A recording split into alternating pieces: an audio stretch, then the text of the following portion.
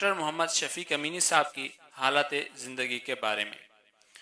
तो नाज़रीन किराम, मैं आपको बताता चलूँ कि डॉक्टर शफीक अमीनी साहब 4 सदा के करीबी इलाके हाजीआबाद शरीफ में एक मुजाहिद ख़ानदान में पैदा हुए, जो कि आपके दादा जान से मंसूब है। इश्क रसूल और जज्बा जिहाद आपको विरसे में मिला। आपके दादा जान अलहाज मोहम्मद अमीन बाबाजी रहमतुल्लाह अलैह एक अजीम आशिक रसूल, मुजाहिद और नातगो शायर थे। KPK के और अफगानिस्तान में आप रहमतुल्लाह अलैह के मुरीदीन कसरत से पाए जाते हैं। अंग्रेज दौर में जब अंग्रेज पूरे बरे सगीर पर काबिज थे, तो अलहाज अमीन बाबाजी रहमतुल्लाह अलैह ने अपने पीर मुर्शिद हाजी फजल वाहिद रहमतुल्लाह अलैह से मिलकर अंग्रेजों के खिलाफ जिहाद जारी रखा।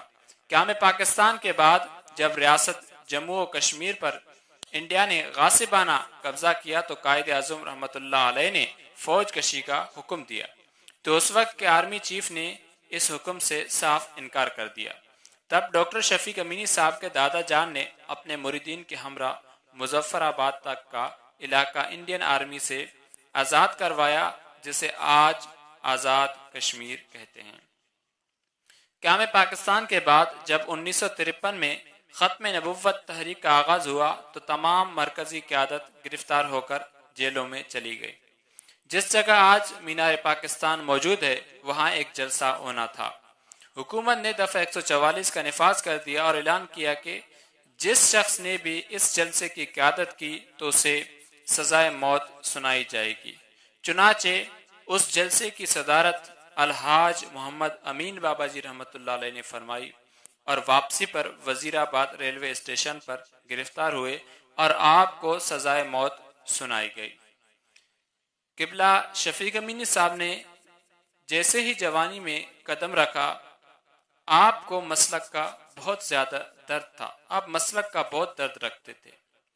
दरअसल उनके इलाके में बदमज़हबों का बहुत असर व रसूख था, जिसकी वजह से अरसा दराज तक उनके दादा जान रहमतुल्लाह अलैह का उर्स भी बनता।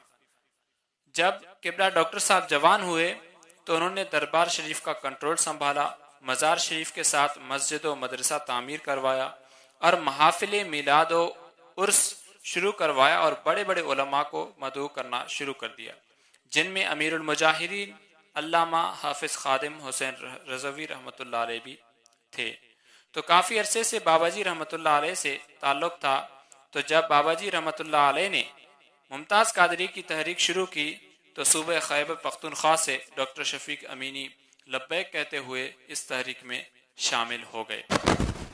तो उस वक्त जब कुछ तहरीक की इख्तिलाफात की बिना पर बहुत से लोगों ने बाबाजी को छोड़ दिया, तो उस वक्त ये अफवाह भी गर्दिश करने लगी कि डॉक्टर शफीक अमीनी भी अल्लामा खादिम हुसैन रिजवी को छोड़ चुके हैं। तो उसके बाद डॉक्टर शफीक अमीनी साहब ने बाबाजी के साथ बैठकर जो वीडियो ऐलान जारी किया, उस वीडियो ऐलान ने तमाम बाबाजी के चाहने वालों को दिलों को बाग बाग कर दिया। आप भी इस वीडियो को सुने। बिस्मिल्लाहिर्रहमानिर्रहीम। लब्बैक लब्बैक लब्बैक या रसूल अल्लाह, लानतुल्लाहि अलल काज़िबीन।